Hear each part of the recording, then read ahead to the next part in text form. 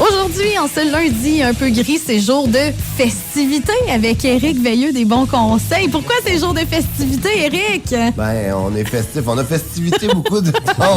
Vous avez festivé, festivé, pas mal. Ben, samedi, on a eu l'honneur de mériter le Jarret service professionnel de la Chambre de commerce. Oui. On était pas mal fiers au gala de l'entreprise Beauceron. Fait que c'est cool. On a la voix qui l'a fêté. Non, on était vraiment fiers. Puis c'est rare parce que quand j'étais allé en avant, tu sais, j'étais super fier, puis je m'en allais, puis je vais faire un beau speech, puis rarement j'ai pas eu de mots. Puis tout le monde qui me connaît, ils savent bien que je suis capable de parler à la radio. Là. Mais c'était correct, je pense que c'était quasiment un beau speech parce que c'était rempli de vrai, là. C'était vrai, disons. Ouais, c'était pas, j'ai mis Bernard après, fake, il m'a repris ça. C'était parfait. Okay, on était bien contents. C'est bon, ça. On était bien contents. Ben, on est bien contents pour vous, nous autres aussi. On passe à la prochaine étape. C'est ça. À cette heure, ben, on s'en allait. On a fêté, mais maintenant, ça continue. Puis il faut juste profiter de ça puis devenir encore meilleur, comme je dis tout le temps. Ouais, on peut s'améliorer. Hey, tu vas nous parler de quelque chose qui s'adresse soit aux enfants de ces parents-là ou encore aux gens qui ont à peu près cet âge-là. On va parler d'un produit d'investissement qui garantit... d'une certaine façon, là, qui garantit le capital au décès. C'est un genre de placement aussi là, qui est vraiment pas pire si on veut aller chercher un bon montant dans une succession. Présentement, on sait que dans les prochaines années, il va y avoir des milliards et des milliards d'argent qui vont être transférés des grands-parents aux enfants, puis je veux dire, des grands-parents aux boomers aux enfants, mais il y a encore plusieurs grands-parents présentement qui demeurent encore dans leur maison, qui vont encore bien, mais qu'on sait que malheureusement, tranquillement, on va être obligé d'aller au gros hôtel, s'en aller en résidence, puis ces gens-là, souvent, leur maison est payée, ça fait des années et des années. Tu sais, simplement, des fois, il y en a qui, avec le coût de la vie, décident de réduire la grosseur de la maison puis d'aller dans un appartement ou un condo parce que la maison, ça commence à être trop. C'est de l'entretien, la pelouse, le ci, le ça. Ça leur tente plus avec raison. Absolument, regarde. C'est exactement ça. Puis ça devient des charges quasiment pour certains gens. D'avoir tout ça à faire, ça devient des charges mentales qui sont lourdes. Puis pourtant, ils sont capables encore de le faire, mais le stress de penser que... Il y a du monde, je pense qu'à un moment donné, t'entends ton gazon pousser, là, parce que tu sais qu'il va être à faire la semaine prochaine. Oui. Ça m'arrivait avant de le faire d'ailleurs. Il n'a pas fallu que tu te rendes à 80 pour entendre le gazon. J'ai entendu pousser de bonheur parce que j'étais au Nouveau-Brunswick, puis j'étais là, mais que je revienne, il va falloir que je fauche. Puis t'es pas capable de profiter du fait d'être en vacances. Je pense que tu vas être là, j'entendais mon gazon pousser. Fait que pour revenir à ces gens-là, il va y avoir beaucoup de gens qui vont vendre leur maison, qui vont avoir des bonnes sommes dans le fond, ou qui vont vendre des terres à bois, qui vont vendre les actifs qu'ils ont, mais ils sont pas prêts encore à dire « Hey, j'en aurais pas besoin de ma vie. Mes REER ont été pleins, j'ai un fonds de pension, on a rempli mes CELI où sont pratiquement pleins. Mais j'aurais pas besoin de cet argent-là. Mais par contre, j'aimerais ça garder le contrôle de mon argent encore. Je veux la placer, puis j'aimerais ça pas nécessairement la placer dans un compte de placement garanti, un CPG, parce que je sais que le rendement que je vais faire va me coûter 50% d'impôt, parce qu'on sait que le grand capital est imposable à 50%. Donc, ces gens-là peuvent placer, ils vont dire, ouais, mais là, si je place ça sur les marchés boursiers, puis que malheureusement, le marché s'effondre dans les 5 prochaines années, mais mes enfants vont en avoir la moitié. Fait que tant qu'à ça, j'aimerais mieux le donner tout de suite, mais je veux garder le contrôle de mon argent. Ouais. Fait que là, il y a comme un milieu entre les deux. Il existe des produits d'investissement, puis il y a certaines compagnies qui sont très, très, très agressives, là, que de 80 à 90 ans. Tu peux le faire à partir de 65 ans, ça, par contre. Mais il y a vraiment un produit spécifique pour les gens de 80 à 90 ans qui veulent placer sur les marchés boursiers, que le capital va être 100% garanti au décès. OK. Fait que ça veut dire que tu peux placer, mettons, je sais pas, t'as vendu ta maison 200 000, tu t'es gâté, t'as mis 50 000, t'as remis ton 50 000 dans tes CELI. Ben, c'est le 150 000 qui reste maintenant. Ouais. Ben, c'est de l'argent que tu dis, j'en aurais jamais besoin, mais je veux être certain que mes enfants vont en avoir plus. Puis je veux créer moins d'impôts à payer au décès, qu'il en reste plus avec les enfants. Ben là, on peut la placer sur les marchés boursiers, mais en étant certain que même si les marchés s'effondrent, le montant qui a été placé et garanti à 100%. Fait que le pire qui peut arriver, c'est qu'il t'ordonne exactement. Pas d'argent. C'est ça. C'est que tu fasses pas d'argent. Mais ça, c'est vraiment le pire qui peut arriver. C'est quand même pas si mal que ça de juste pas en faire, mais de quand même le conserver. Oui. Puis le mieux, c'est quoi? Le taux de rendement ressemble à quoi dans ce genre de produit-là? Ça dépend tout le temps du profil d'investisseur.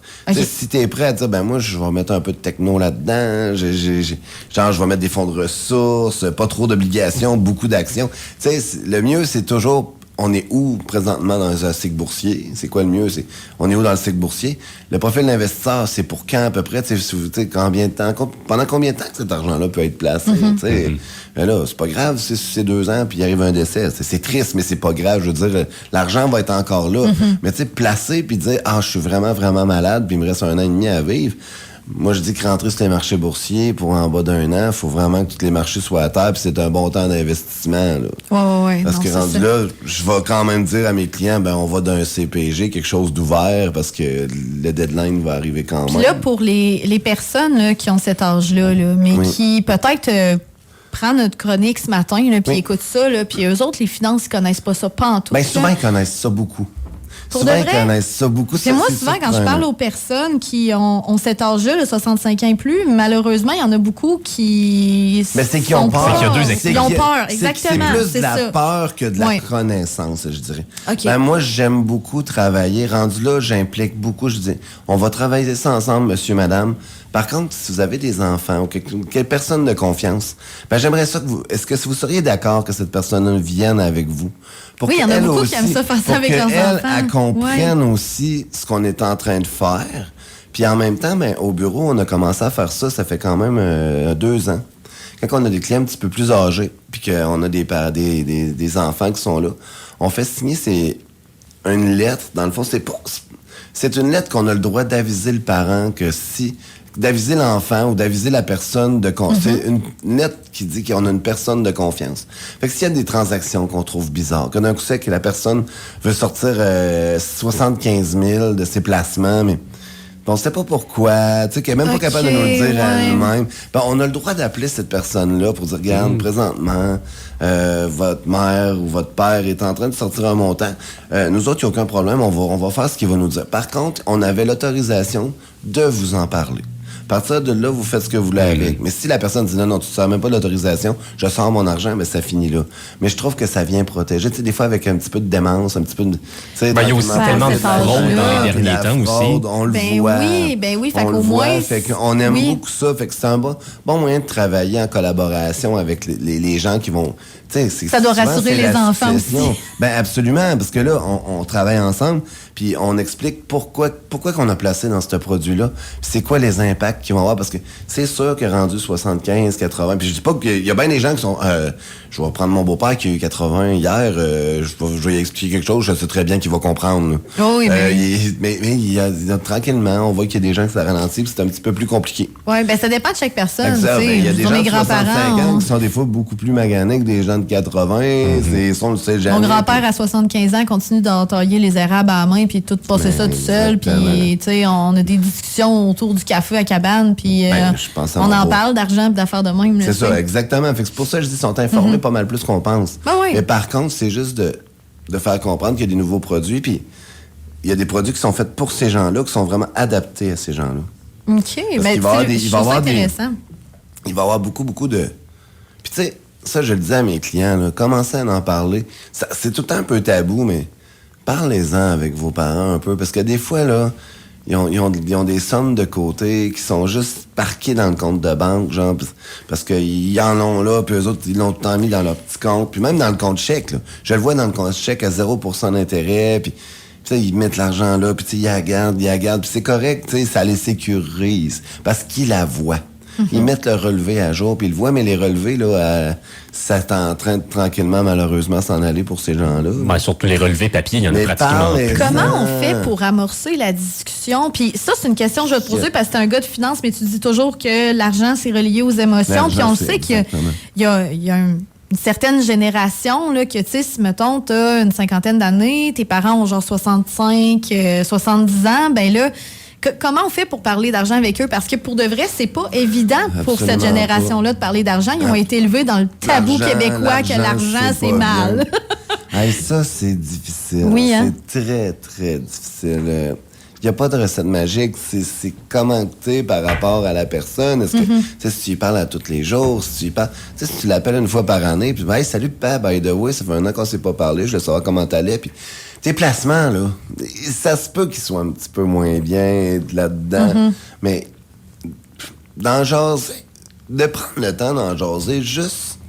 Moi, j'ai tant qu'une bonne conversation sur l'investissement ou avec n'importe qui, mais tu jases en altitude, tu vas pas en profondeur. Tu sais, tu vas dire, présentement, tout va bien, hey, l'économie, c'est tough, tes placements vont-tu bien? Oui, t'es-tu correct? Mais c'est que tu subtilises tes questions à travers le small talk. Exactement. Tu diriges tes questions, tu sais un petit peu ce que tu veux savoir. Puis, en même temps, il y a des gens que ça va être leurs affaires, ils veulent pas en parler. Mais au pire des pires, regarde, mon père veut pas m'en parler, mais je pense qu'il aimerait ça parler à une personne qui est externe, qui serait de confiance. Ben, nous, en rencontrant ces gens-là, ben, c'est là qu'on va peut-être dire, monsieur, tu sais, vous êtes peut-être pas prêt encore, mais est-ce que vous voudriez quand même qu'on sécurise vos choses dans le futur? Tu sais, à la limite, les gens peuvent se servir du fait qu'ils ont entendu la chronique à radio pour amener ça à leur parents. On a entendu ça. Combien qu'il y a de gens qui ont Facebook maintenant et qui font les bonnes fêtes? Transférez-la à la chronique, là. Voilà. Tu sais, envoyez-la, parce que je vous le dis, il y a beaucoup d'argent qui donne dans des comptes chèques qui n'ont pas de rentabilité, puis on est capable de faire des belles choses avec ça. Quand c'est à zéro, on sait que si tu as, mettons, 10 000 dans un compte à 0 puis qu'il n'y a rien qui se passe avec ça... 10 000, ben, c'est que tu t'es oui, mais parce que, tu sais, si, mettons, on garde ces 10 000-là pendant 10 ans, on sait qu'il ne va plus valoir la même chose. On l'a vu à quel point l'inflation, ça va vite dans les dernières années. Il faut au moins garder la valeur. Oui, au moins. Puis, tu sais, on le dira jamais assez. Puis moi, plus que j'y ai, plus que je pense, c'est tout ce que je suis en train de bâtir présentement. C'est dans le but d'être capable d'en laisser à mes enfants. Même si je me suis dit, ils feront comme moi, ils travailleront.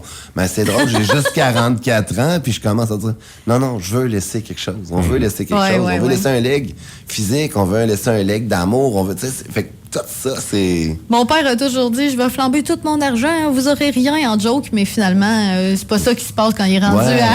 Exactement. En même temps, il va peut-être tenir sa promesse pareille, on le sait pas encore. De tout flamber, je penserais pas. Mes parents qui sont en voyage depuis 3 semaines, d'ailleurs, on les salue. C'est ça, enjoy. Ben, il a peut-être déjà commencé son étape. Oui, c'est ça, il a déjà commencé son étape. Hey, desbonsconseils.com pour tous les détails sur ce que tu viens de nous dire. Là, si on veut contacter l'équipe, poser des questions, rencontrer quelqu'un, comme tu nous as expliqué qu'on pouvait le faire, mais ça se passe tout moi, là. Bernard, un membre de l'équipe, ça va vraiment nous faire plaisir. Hey, ben, merci beaucoup, Eric. On va se retrouver nous autres dans 2 semaines, la semaine prochaine, Bernard. Bye, yes, merci. Salut!